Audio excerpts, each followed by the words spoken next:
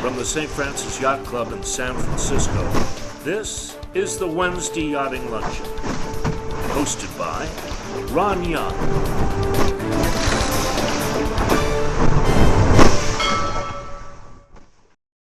Welcome to the Wednesday Yachting Luncheon, live from the virtual grill room of the St. Francis Yacht Club. We hope that you and yours are safe, sheltering in place in a comfortable environment, and we look forward to joining you back in the yacht club just as soon as conditions permit. Well, we always hear lots about world champions when they win a world championship, or Olympians when they win a medal, and we learn a little bit about them shortly thereafter. But what we don't really get much of a picture of is the sailing life cycle of sailing champions. And our guest today began sailing at the age of 8. I saw him in those days sailing in my home San Francisco Yacht Club in Belvedere, California, a pretty idyllic environment. I watched Jeff sail through the Rhodes 19, and then he moved up into the San Francisco Cup, where he was a skipper multiple times, won it many, many times, San Francisco Challenge Cup and the Big Boat Series. And then in 1994, he placed third in the Sailing World Championships in Helsinki, Finland. And all the locals, all of us who knew he was a great sailor, could then sort of smile and pat each other on the back and say, I told you it was great. Of course, it would be appropriate that US Sailing would name Jeff Athlete of the Year. In 1995, Jeff would go on to win the Sailing Match Racing North Americans, the Pacific Coast, and the US Championships. These are incredibly tough competitions. And then in 96, he, along with Kent the Mudcat Massey and Jim Bob Barton, they won the Olympic berth and went on in Savannah to win the bronze medal. And it was an incredibly tough regatta. They were world champions going into the regatta. Many of us who were there saw and knew that they could win the regatta. And when they raced against the Russian he was sailing against was incredibly fast in zero wind. And it was raining cats and dogs coming straight down, hardly any breeze at all. And Jeff won every start, and it was slam dunked the Russian competitor in every start, really. And the competitor went on to win the races. So Jeff then went to the bronze medal match, which he won, and came back with a bronze medal. Jeff is not just a great sailor, he's also a tremendously tenacious, solid citizen. And with the skill he already had, he put himself together with a new team of Hartwell Jordan and Craig Healy, and there's a hot team. I've never heard of one. And they went on to win the Sailing Worlds in 1999 and the Olympic berth in 2000. They went to Sydney and took 8th, which was pretty amazing. I was there at the Sydney Games, and they were great competitors. So what's the life cycle of a sailor who's had so many successes? Nobody could tell us really more about that than our guest today, Jeff Madrigali. Jeff, welcome to the Wednesday Yachting Luncheon, buddy. Thanks for having me, Ron.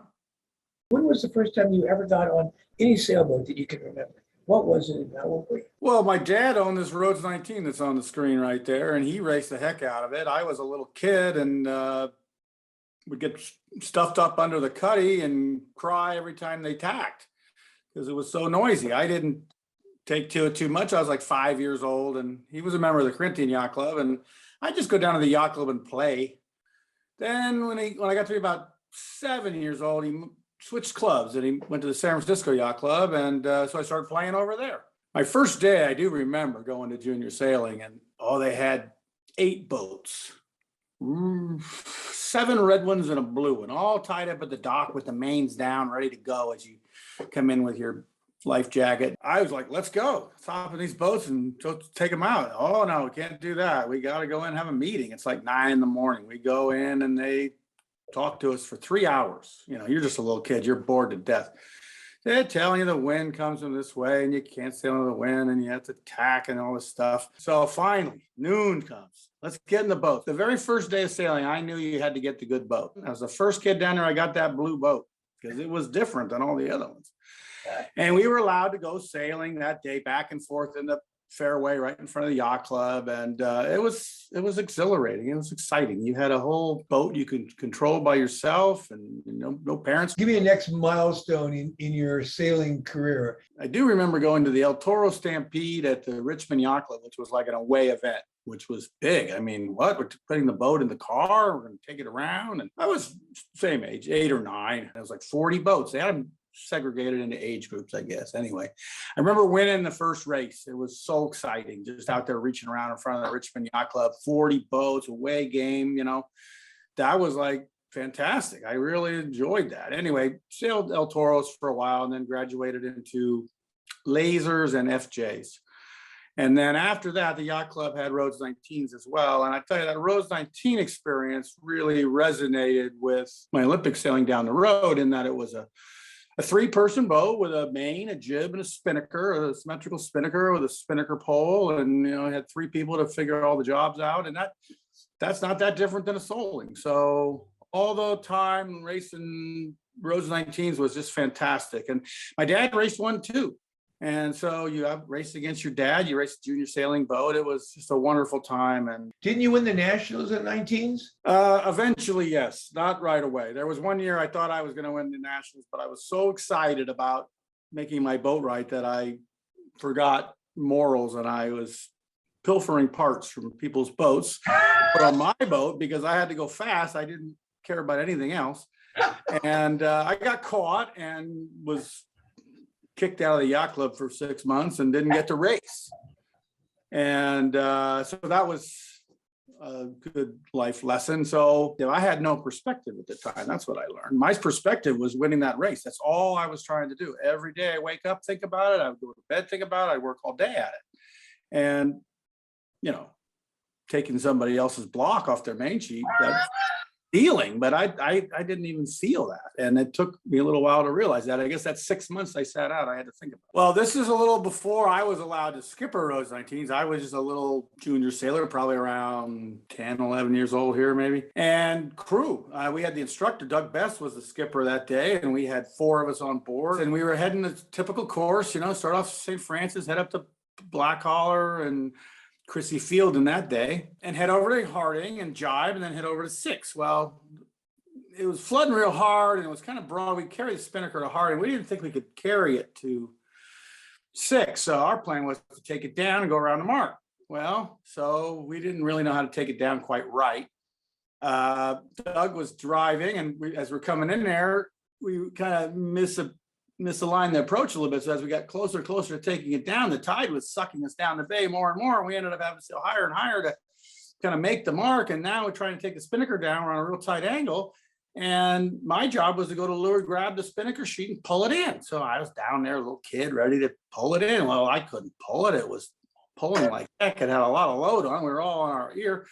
And the boat started to heel over quite a lot. And I got scared. So I just let the thing go and went to weather and held on. And as I did that, it kind of billowed out and it went right up over the mark and caught the mark, and we jibed. And this photo was taken after we jibed. But the most interesting thing about the photo, if you look at the tiller, it is not pointing the way you'd think it should point. Yeah. No one's holding the tiller. It's just over there.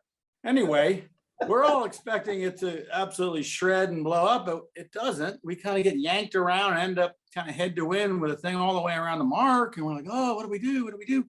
So we just untied all the knots and all the sheets and the halyard and let it run. And we were free of it and we got free. And so we were okay. We just turned around, our head between our legs, and sailed home. Meanwhile, Diane took all the pictures. I think she made a lot of money on these pictures, but she was so nice. She motored up next to that buoy and gathered our spinnaker and all our sheets, put it on her boat, came back to the San Francisco Yacht Club and gave us all of our equipment back, which was amazing. And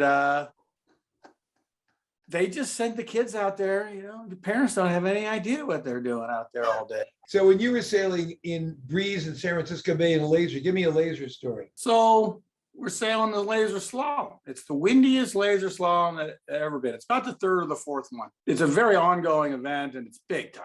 The people are betting at St. Francis and they're running the races, and they had figured out that the first couple slaloms, they went you up and down the same course, and the courses, we could never set them exact. So you always are sailing different distances. There's always a better course than the other one. But they figured out if you just sailed up the course, crossed over to the other course, sailed down that course, and then went back up and crossed over the courses again, and sailed back down at the end, you sailed the same distance. So the races were a lot more close. So we were sailing laser slalom. It was windy. It's a double elimination deal. And about halfway through, Craig Healy and I were the only ones who were undefeated, and the other side were all doing the repechage thing. Well, John Bertrand went out and he did win a race, but it took him 45 minutes to sail the 10-minute course, and he won the race. He capsized several times and was blown away. Obviously, we know how good a sailor John Bertrand is. I think that speaks to the conditions that were happening. So they looked at each other, the organizer said, we can't race anymore. It's just too windy out there. So we're going to have one more race, and this is going to be it. Jeff and Craig, you guys go out there and race, and this is the last race. And this was the time when they finally figured out that not all 80 sailors had to bring 80 lasers. We could have 8 lasers and just race 2 at a time. And so they had Don Trask brought lasers over and had them set up on the beach there to the west of the club. And we just launched off the beach and took a boat up. But these boats were not our boats. So they weren't quite rigged the same. And the tiller extensions were quite short. I remember they had a little wood tillers. It was early days laser. So it was windy. We had to reef. In a laser, you can't reef it by taking the sail down. It's got a sock that holds the thing up, but you wrap the sail around the mast and the sail ends up going forward and you have less and less sail. Well, it's blowing solid 25 gusts to 35. It was very windy and you could hardly control the boat downwind with the full main. So having the reef was the way to go. The bad news though, is when you reef, all the sail went forward and all the sail's down front of the centerboard or most of it. So it's got a tremendous lee helm. The boat doesn't really want to go upwind very well. You have to kind of push the helm to leeward and hike real hard. So I remember going down there and going, this is going to be a hard race after watching Bertrand, like I say, take 45 minutes. So I reefed it 3 times and made a nice reef. And then I tied my main sheet so that the knot in the main sheet wouldn't allow the main to go out more than halfway. That was max. It wasn't going out any more than that, no matter what, because if it did, you just lose control. And the mast was so windy, the mast would bend so far forward over the bow that even though the main was only out halfway, the top of the sail, it was pretty much out all the way. We start the race, and Craig was always stronger sailor than me in breeze, upwind, always faster, stronger. But I would sometimes be able to compete with him in other ways. But in this particular race, he was having his way with me. We went up the first beat and down the first run, and I think I capsized once and got around the mark, started going back upwind. He had capsized once, but he was still way ahead of me.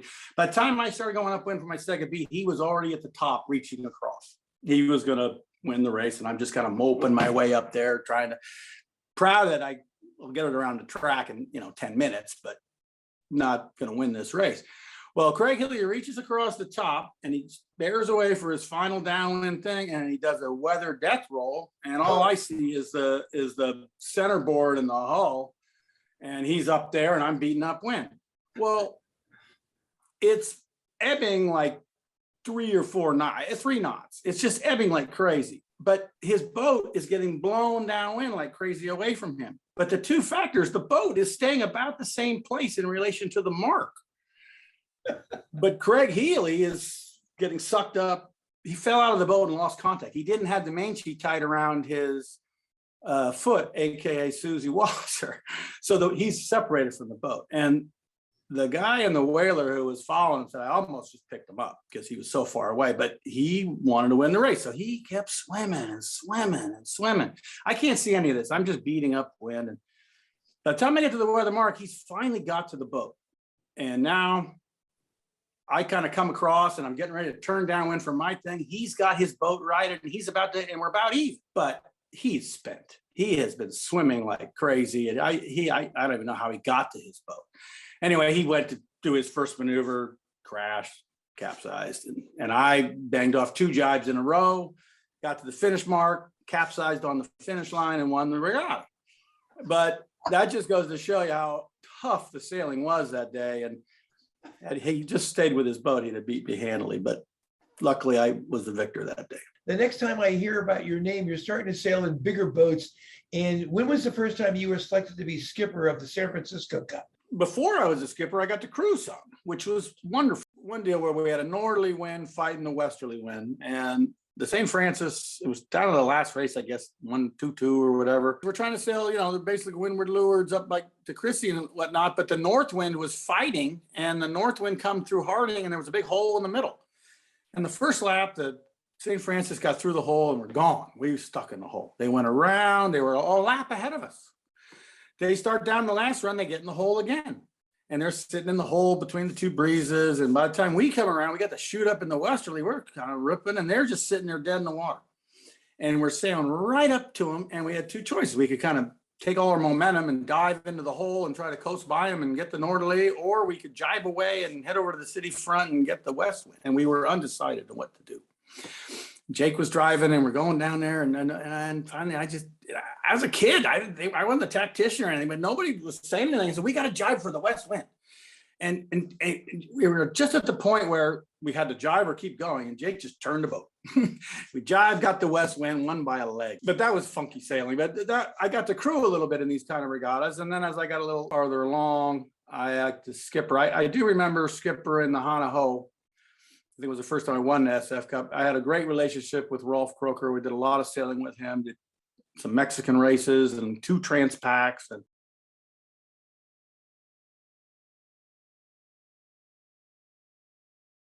that was a wonderful sailing. And I also was fortunate enough to sail some San Francisco Perpetual Cups, which is similar, but not the 2 yacht clubs, all the West Coast. And I did sail for the Balboa Yacht Club a few times. My first time they invited me to sail with them because I was local knowledge, basically. And it was a little bit convoluted in that I worked for UK Sails at the time with D. Smith, and the Coyote had our sails.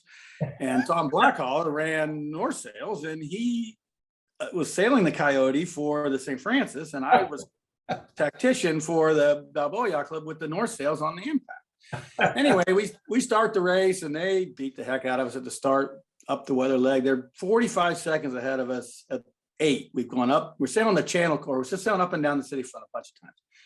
So they go down to 8. So 8 is between Angel Island and Alcatraz. Okay. They round 8. They're 45 seconds ahead. It's not looking good. We're probably not going to win this race. And they hold port tack, is a port rounding, and they're heading above Blunt. They're going straight up the bay. 45 seconds they sail. We round the mark and we tack. And we're heading for the center of the Bay Bridge. And they tack too. To cover. Yeah, there's 45 seconds to weather of us and bow even. And somehow as we sailed towards that way, the boats kept compressing and compressing and compressing. And by the time we got over there past Blossom, almost to Pier 39, we're bow even 2 boat lengths apart. So you got ever, they got old flood in the middle of the bay, and you got early ever. It was some flood, it was some wind, and it was, and maybe we just generally point higher because we had a masthead jib and they had a fractional jib, but we ended up bouncing them. They had to tack. We tacked, got a lefty, passed them, won the race. It was out of nowhere. We shouldn't have won that race. And I was pretty happy that we made some kind of tactical call, it worked out, and the guys sailed really well. Once we got the lead, we were able to hold them off. And I remember Blackhawk, he didn't like losing. This was right in front of his club. It wasn't good. We didn't know each other that well. Come back from my car with my blazer on, ready for the trophy thing. And he goes, Madrigali, we're in the parking lot, just me and him. He goes, Madrigali, you'll never be a member of this yacht club. You know, I'm telling you right now that, you know, those sails aren't right. And I'll tell you to your face, I won't, you know, and he was hurt. Even when he was berating you, I was smiling. I just liked that he was talking to me. So it was great. I think it was the second Medalist 24 Worlds. We're going to be in Long Beach. And I crewed for the first couple of regattas. It had Chris Collinsworth driving. And then we made a switch, and I started driving just before the Worlds. And we never really went very well up into the Worlds. We weren't very fast. The boats were tricky, and we weren't very good at figuring out how to make them go fast. But we sailed the Worlds in Long Beach, and it was a lot of boats and not a lot of wind. So getting a good start was pretty darn important. And I was pretty good at starting. So we ended up 3rd place, which was a very good result for us, we thought. And I remember clearly being ahead, but not being very fast. And one race we won, but we were covering Argyle Campbell all the way up to last speed, and he's catching us, and we're not going to let him pass us. We're tacking on him and tacking on him, tacking on him. But and we're just bringing the race back to the people behind us. And finally, Robert Kenny couldn't take it anymore. He just yells, pull in your main sheet. Really? I'll give that a try. Oh, yeah, that is better. And we got 3rd in the Medalist 24 Worlds there. I crewed professionally in a few classes. We did a lot of sailing with the Medalists, with Pegasus Racing, which I was involved with for a lot of years, which was a lot of fun. Speaking of Medalist 24s, Talk to me about this picture here. We were just practicing. We went out and kind of trained upwind with, I think, Richard Clark's team, and they went flying off down the run in front of us. And we were kind of behind them, and their big old double engine protector was between us and them, taking pictures, filming. So we were in the wake of this big old protector, which you can kind of see almost there. And it was like really not great piece of water. So we'll jibe out of here, team. We're on starboard and we're just about to be on port when the main crosses here. And I lose my balance and I fall down. So I'm actually in the leeward corner there. I think I'm down. This goes really bad. So everyone else is just kind of holding on. The boat totally crashes. And then I fell to leeward, and then that person in red that's down to leeward, that's Bryn, our other girl, and she fell on top of me. So I ended up at least 5-6 feet underwater. Like it goes green and then it's even more. So I pop up and there's the boat still right there. And the boat's still kind of going forward. I'm holding on to the leeward lifeline. I'm sliding back. I'm trying to hold on. I'm sliding back. I end up with the stern pulpit, one arm holding on only. I go any farther and I'm off. Anyway, I held on. I got back on. It wasn't a great jibe, but those are exciting boats and things can go crazy. This is in Charleston. This is our Mikey team. Got a drone shot, which I thought was just beautiful. You can see the boat sailing. Kevin Welch is our owner. He's on the back corner. He's our biggest guy. He's like 240. So he's helping to keep the bow up. And then it's me driving. The little white hat in front of me is Mark Ivy. He's trimming the main. And Ian Sloan's there trimming the kite, and Serena Village is up front doing the jib. Anyway, that's just a beautiful shot. Charleston is a little bit like San Francisco Bay in that it's a ton of current, no swell, it's inside, so it's chopped. Very similar to San Francisco in those respects. Well, here's our Mikey team. We're in Columbia River Gorge, east of Portland. It's wonderful sailing there. You know why? Because the wind blows from the ocean, but the current is a river going towards the ocean. So you're basically in ebb tide all day, so to speak. So you end up having a lot of downwind and it's windy and flat and planging. And this was a picture that I always refer to because we're pretty fast in these days. And we had a low mode where we had a very twisty main and we sailed the boat a little lower angle and go lower and faster.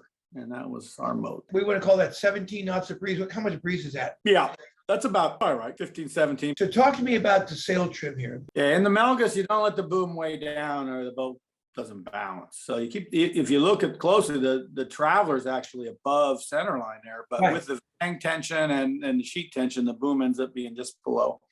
And a lot of twist, which frees up the helm and lets the boat go forward. And this is a different mode that everybody used to sail the boats about 5.6, 5.7, 5.8. They would sail 6.3, but a lot lower.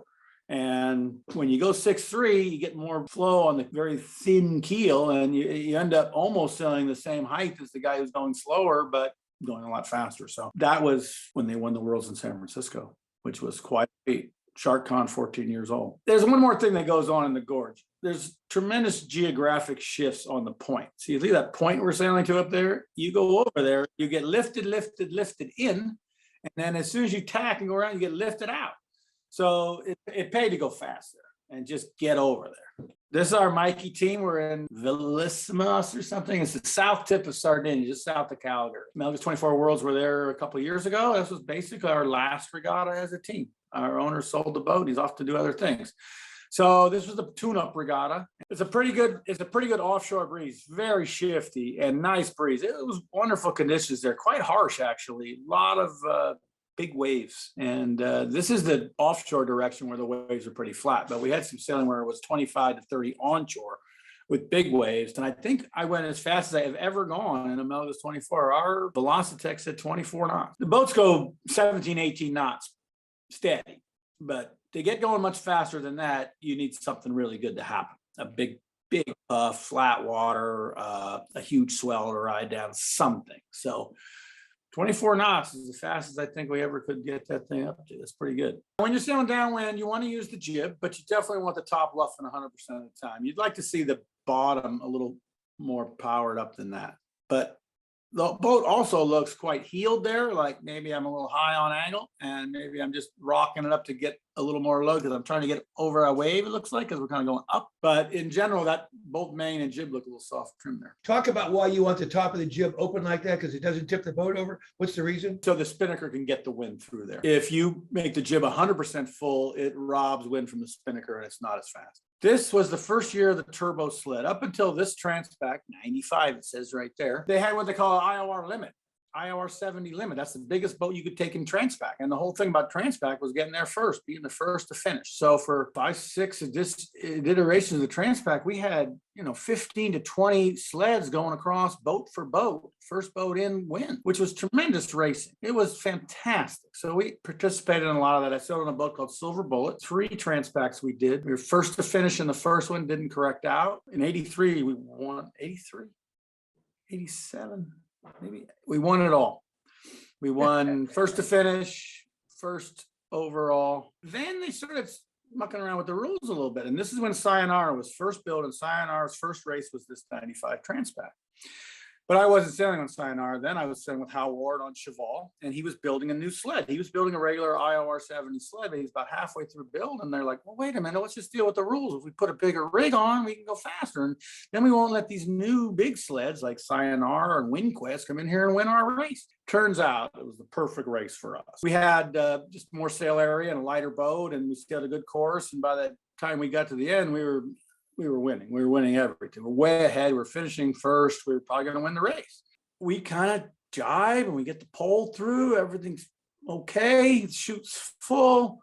It's really windy, but we're a little too deep of an angle, and the spinnaker's kind of behind the main a little bit, and pole's not really set yet, and it collapses. So we head back up a little bit, and boom, it fills. And it feels so hard. Basically, the backstay broke, and the rig went straight over the bow into the water. Boat jibes with the rig to the right side, heading towards the beach, so we're not moving, and we're just sitting there with the rig in the water. It takes an hour, and we cut the rig loose. We cut all the sails, we cut all the shrouds, we cut it all. We're down to the last thing holding it is the weather lower. We've taken the pins out of a lot of turnbuckles, but we couldn't get the pin out here. It's too much load. What do we do? All right, get the hacksaw. So we get the hacksaw, and it's got like a 90-degree bend on the weather lower, and the rig is there, and the boat's rocking, and it's just not so good. It's a, I don't know, a ½ piece of stainless rod.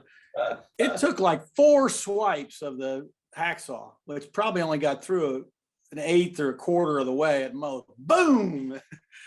And the rig goes over, and all of a sudden the staysail's coming flying out the front hatch. It's going with it. All right, boom, all that's gone now. Now we're just sitting there drifting. And Hal, our owner's been down there plotting. It was 8 a.m. We just got the reports. And he goes, guys, if we can go 7 knots, we can be first to finish. We have like 40 miles to go. 7 knots, all right, we're going 0. So we tried a couple different things. You took a spinnaker pole, stuck it up in the air, jury rig lines around it, and It takes a few guys, you Iwo Jima it up there, when they put the flag up at Iwo Jima. yeah, That's how you get it in the air. You get a few guys and one guy holding the bottom, and then you kind of hold it up there by hand, and then you make shrouds. We have 3 shrouds, hold it, 2 forward, 1 aft, and so now it's stable. We probably have it tied around the mast as well. We get it up there. Now we have a halyard. We can pull some stuff up, So we pull up a storm jib, and we get going like 3/4 of a knot. And we try to put up a spinnaker. This didn't go so well. The spinnaker's too big, so we tie a knot in the spinnaker and try to put half a spinnaker up. Get the pole, get the guy ready, hoist. It doesn't work. The sail rips. It ends up dragging in the water. Ron Love falls overboard. We get him back on board. It's like, oh, that didn't work out. What next? We had a bunch of sails on the bow, right? We threw every sail left we had up there. Like, what do we put up? Coleus goes, let's try to put it up sideways, the jib top. And okay, and that's what we ended up with. So that's the jib top clue at the top of the spinnaker pole there. And the tack is on the end of the other spinnaker pole. And then the head is over the end of the boom. And boom, right away, 7.5 knots. We put the Genoa staysail up inside there, and then we were going like 8.5. I think we had 9.5 knots was our top speed, but we were averaging 8 plus. And in those same conditions, I'm looking at our polars, we go 13 knots. So we're doing 8 instead of 13. We're doing like 65% of performance with just that. Anyway, it takes a couple hours. We finished around 2 p.m, no boat in sight. So that was somewhat of a consolation. It wasn't a great thing that happened to us, but we still were first to finish. We had a fantastic crew. And by the time this picture's taken, we're not that far from the finish and we're just cruising along. It's bittersweet for me, really. We should have won that race. We didn't build our boat quite right and we didn't handle it quite right. And that's why we didn't win. After the Olympics, I always loved sailing Etchels. And I sailed Etchels and Solings concurrently for a lot of times. And people always go, oh, which is the better boat? And without a doubt, the Soling is a better boat than the Etchels. It's the right thing they did in 1968 in choosing the Soling, even though the Etchels beat it most races in the trials, because the Etchels is just a plain bigger boat. It is faster, but it's not more athletic. The Soling is much more athletic. It's much more weight sensitive. Etchels has a skeg, which makes it a little bit hard to broach. The Soling, the rudder will break loose and it'll broach without warning easier, which makes it trickier to sail. This is a very interesting subject because there's been lots of debate over the years of people saying Skip Etchels didn't do the right thing politically, didn't get as popular as the Soling boat because it was a better boat. But your point is the Soling is a more athletic, trickier boat to get rolling. Just sailing the boat around. I mean, your crew is over the side and hobbles. You can work the boat collectively with the crew weight much better. And like I said before, the rudder is much more sensitive in the Soling because it doesn't have a skeg in front of it. Talk about the difference in working the crew weight, because you guys were really, really into that, moving all together to basically kinetically move the boat through the water. Well, yeah, you have to have that. And I kind of already knew that a little bit, but not that much. And so 1988, I didn't go to the Olympic trials, and Bob Billingham hooked up with John Kostecki and Will Bayless, and they ended up going to the Olympic trials, winning in San Diego, getting a silver medal in Korea, and came back. And John wasn't sure. He basically decided he wasn't going to do it, but he kind of kept some equipment around and he kind of kept his hand in a little bit. So about 2 or 3 months before the Olympic trials, Jim Bob and I are going water skiing up the Delta, and he goes, we should get a Soling. We should get a Soling and go do the trials. Well, we could borrow Bruns's boat. We could take this boat. We could go. All right. Who should we get? We'll get Chris Perkins. He'll sail with us. Okay, we'll do it. So we kind of show up, and because Kostecki was still involved, we went to a clinic down in Punta Gorda where the trials were going to be, like a month or two before the trials. And John came about the year now. We're talking about 91, which 91. Yep. And John came and crewed with us, and he showed us a lot of tricks. As a matter of fact, the first day out sailing, he's just on Jim Bob. Like, I'm doing the middle, John's driving, Jim Bob's trimming the jib, and we're going out there. He goes, Jim Bob, you got to do this. You got to do that. You got to do this. You're not doing that right. Do this, do that. And finally he goes, this is John cluing up Jim Bob how to do the bow. This is Kostecki teaching Jim Bob what to do with the right. jib. And I'm just crewing, listening, soaking it all in. And at least he's not yelling at me. And after a while, he goes, Jim, do you want me to stop? He goes, no, keep going. Just keep beating. So anyway, the kinetic part, he was showing us that, and it's really light air roll tax. You're the guy. He goes, you feel that? Feel what? That little rock. That's it. That's everything. And he goes, me and Will would do this. Bob, we just kind of set him around. Me and Will would do most of this. And so he taught us a lot of stuff. He gave us some of his old parts and stuff, and it was great. We went to the Olympic trials. We were pretty successful. We got down to the match race finals, and we lost to Kevin Mahaney, who went on to win a silver medal with basically no practice. And we had a pretty fast boat in light air. It was Kevin Mahaney, Doug Kern in the middle, and Jim Brady on the bow. Came back from that, and we said, well, geez, without any practice, what if we really practice? We could do good. And during the trials, I definitely felt, and I know this is true, that the Olympic Committee was scared to death if we would win, because we weren't trained, we weren't as good. They didn't want us to win. So they started, we went out for the final set of races. It was blowing like 5-6 knots. We won the first race. They ran another race. We won the second race, and they postponed. And it said right in the handbook, if it's more than 5 knots of wind, we will race. Well, they wouldn't race. They waited 2 hours. They waited for more wind. And I kept going, hey, it says we'll race it. And they go, it's not blowing 5 knots. Oh, it is blowing 5 knots. Well, the wind came up. He won 4 straight races that day, and then they wouldn't even go out the next day till it was blowing a lot, and he won the final race, and we didn't win. And I thought to myself, I said, well, I didn't think I was treated fairly. They didn't really. But on the other hand, I think he earned that.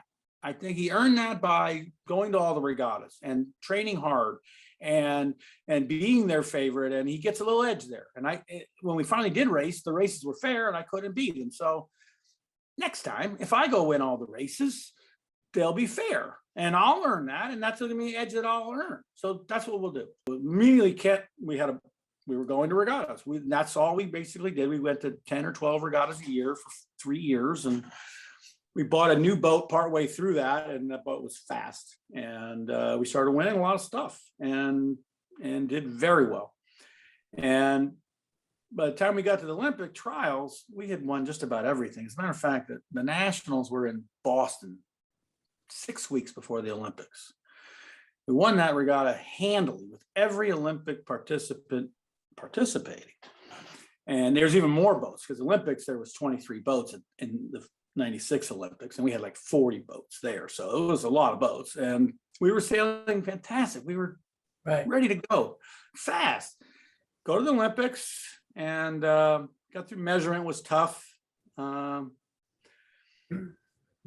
we eventually got out there and we were fast. We won the first race. We were down to the last race of in that Olympics, I thought was the best fleet match format that they had going, meaning we had 23 boats, but the fleet racing meant a lot. Only 6 boats advanced to match racing. So you had to be a good fleet racer. Let's explain to everybody. You guys start with fleet racing that year, and then the top 6 boats advanced to the match racing playoffs. Correct.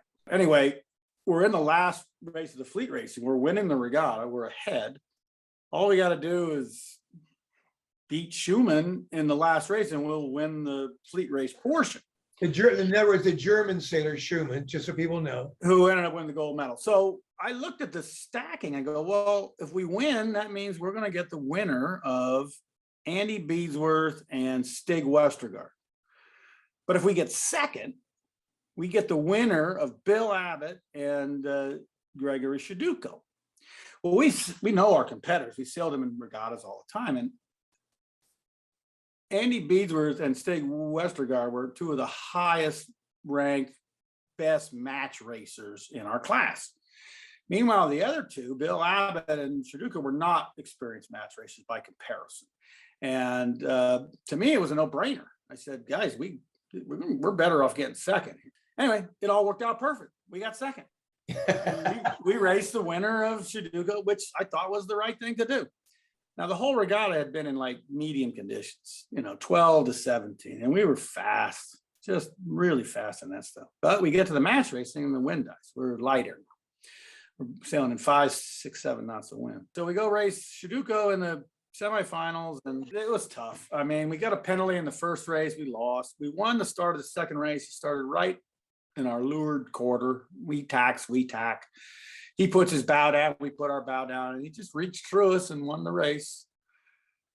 So now we're down 2-0, and then so we start another race, and we just kill him at the start. He ends up head to win on the starting line in irons. We're off. We're half a leg ahead.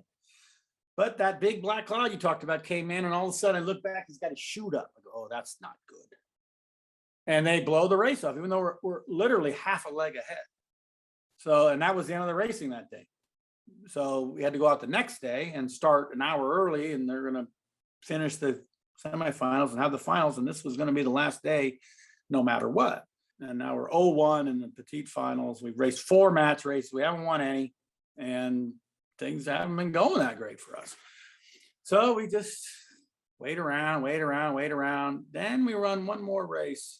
Finally, the wind fills in, it's blowing medium, and we scrap out a win. It's a very close race. We're ahead of them the whole time, but it was really close, and we end up 1-1.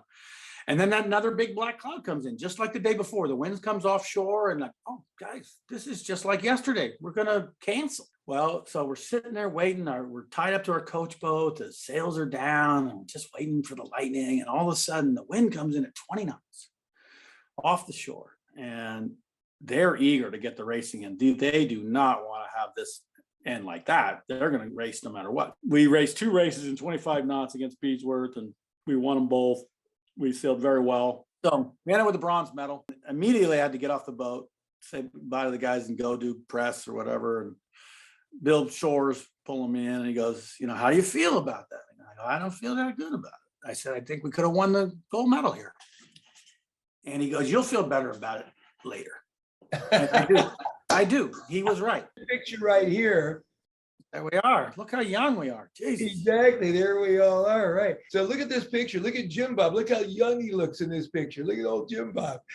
Great sailors. And Kent Massey. What a great addition. What a good team you put together, Jeff. This is like these guys each had their own role, and they were really, really terrific. And this is my daughter, Christina. We were thrilled peaches that you won a medal. And you later, as you said, you came around to it. But you and they both knew that you had such a shot at the gold that some people lose a little perspective. And this is a proud moment, a well-deserved. You guys worked real hard. We were a better team, to be honest, a lot better team than my previous team. But the world level also rose quite a bit in those 4 years. First off, the Olympics was different. You had to win the trials, which is always the hardest thing. We were fortunate enough to be able to do that. We sailed the boat, as I say, extremely well. We decided to buy a new boat late in the campaign, and I think that looking back on it, that was probably a big mistake. The boat we bought was a beautiful boat, but it had a different shaped keel. Pretty sure it was not the same shape, fatter. Boat was extremely fast and heavier. Upwind, no one could touch us. God, we won the Worlds. 1999 in Spain. Got that right? Yeah. But when we got to the Olympics, again, we were fast in the breeze, but we were sticky downwind, in light air particularly. And all this became a little evident later, kind of as we went along. And I just think it's a mistake to change your equipment that close, and probably would have been better off not. So we had some strengths that it brought us, but it also brought us some weaknesses. And we sailed well in the fleet racing in Sydney. We ended up 4th, very close to 3rd. They said to us, we are racing in Farm Cove no matter what. Farm Cove is that little cove next to Sydney Opera House. It was going to be the best thing. As long as it's a sea breeze or a northeaster, they call it, it blows down the harbor, you get a little wind in there, you can race in there. But when it blows from the south, you can't sail in there. It's dead leeward of the Opera House. There's no wind. So on our race day, we're going over here to this alternate course over in Botany Bay, or not Botany Bay, it's called some other bay, straight across. We'd never sailed there. No one had, to be fair, but it was tough conditions, and we didn't do everything quite right. We lost our first race to Neville Whitty, and that was probably the one that set us off on a bad note. We beat him most times. We normally beat him. We got in a couple situations that were very close in the race where normally we would have passed him, but our boat wasn't fast enough downwind. We couldn't get by him. And we ended up going 1 win, 4 losses at 8th place. That's south of Blunt. We're out training, and just shows the beauty of the boats. That thing is so imbalanced there. They're so fun to sail. And did a lot of Melga sailing post-Olympics, but mostly Etchels. I'd say of all the 2 classes I sailed the most, did a lot of one design racing and some big boat stuff. And basically that's what happened to the sport. When I was growing up before the Olympics, we had 60 boats in the big boat series, all these IOR boats. And then now the high end of the sport is this one design stuff. There's other stuff. There's 52s and places to go. But a lot of these people that used to race bigger boats at high levels race smaller boats at high level now. It's more fun. It's quicker. It's less expensive. So how many days a year are you sailing these days? These days, not so much. In my heyday, it was 250. Now, I've only done 2 regattas this year. I had some health issues last. I'm doing better. And I race. I have a few Etzel regattas, and I race with Kevin on his J111 up here. I'm still looking to do things here or there, but I'm not full-time anymore. 2 Olympics, that's a great thing. An Olympic bronze medal, that's puts you in an elite class. You've raced all around the world. Talk to me about a big high moment. Sailing for 3 or 4 years on Sayonara was just wonderful to be involved in all that, and to meet all those people and those designers and see how it all works. And I learned so much, and it was just wonderful guys to sail with, just top-notch sailors. And Team New Zealand guys, and you tell stories, ask questions, learn stuff. It was just fantastic. And we did win the Maxi World Championship in Sardinia, and, going on Larry's powerboat and having the final crew dinner. He presents everybody Rolexes. That was pretty nice. And that boat didn't win races for the first 2 years. Remember that? And then you won constantly, almost everything. Remember when KR is sailing in the big boat series and he calls in, he wants another race that day. You remember that series? Yeah, that was my first regatta on the boat. I sailed with Paul there too. It's funny. This is a real story. Billy Erklands was just a young kid. He's a friend of David Thompson, who was Larry's neighbor. And, he can kind of help take care of the boat a little bit. Okay, so he comes along. Everybody's going, Larry, you got this boat. We're going to win the Transpac. We're going to grind we're going to get out ahead, and then we're going to pump every wave. We're going to hold them off, And Billy had been in my office and saw the drawing of Cheval with the new big rig. And he goes, I don't know if you're going to beat that boat. That thing's going to be pretty quick. Shut up, kid. What do you know? Boom, Cheval wins. Then they come to the big boat. Well, Larry, it's okay. That wasn't really a race for sayonara, but big boat series, we're going to crush. This is going to be awesome. Billy's looking at that green 68-foot thing saying, we owe that guy a lot of time. He's going to be able to, he might beat us. That guy, what do you mean, kid? You don't know anything. Sure enough. And Billy goes to me, he goes, just because those two things happen, Larry goes, what do you guys know? And he started listening to Billy, and Billy started being the project manager, and he ran it like wonderful. And it was so interesting to see how it all worked. He took the reins and managed it because it needed to be done. Like, you bought new winches. Did you ask Larry? No, I don't ask Larry that stuff. I just get what we need. I have them for like 10 minutes here, 10 minutes there. Big questions. Should we do this regatta or that regatta? That's it. Then he just took it over. So fast forward later, after the 2000 Olympics, I cruised through New Zealand to the America's Cup bases, and I wait a minute. I go into Oracle. This is sayonara. It's the same guys, all the same guys.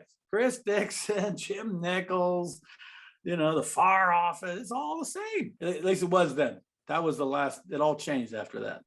I do enjoy the ocean racing. Did a Fastnet race with Chemo on a 1-tonner. Those were great regattas, and Chemo Worthington and Dave Allen.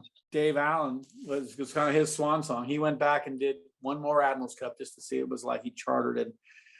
He didn't like Dave Allen was from the old school. He built Imp and won the Fastnet and won an old Admiral's Cup. And by the time he'd revisited here 15 years later, sport had changed, the boats had changed, the professionalism, and it wasn't the same. And it just illustrated to me how the sport evolves and changes, and people evolve with it or don't. And to be honest, people don't. As they get older, they don't evolve. I have never sailed on a foiling boat. I'm a pretty good sailor, but I'm not from that generation. I've never foiled, and I don't know how it works. I know how it works, but I've never done it. Similar in those days, those guys that used to, cook nice meals on the boats at night, that doesn't happen that way anymore. So Jeff Madrigali, Olympic bronze medalist, great bud, tremendous world-class sailor. It has been so fun to share with the Wednesday Yachting Luncheon fun tales of your great career in the world of sailing. And we look to see you down in the yacht club anytime soon. You got to come down here, and you'll probably be here for some world championship or something like that.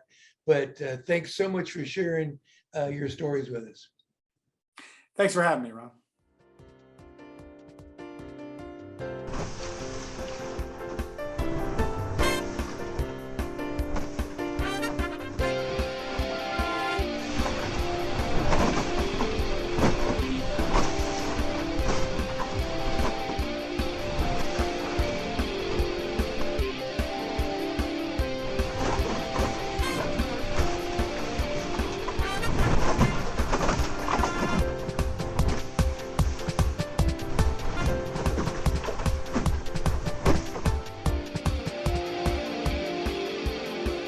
This has been a presentation of the Wednesday Yachting Luncheon.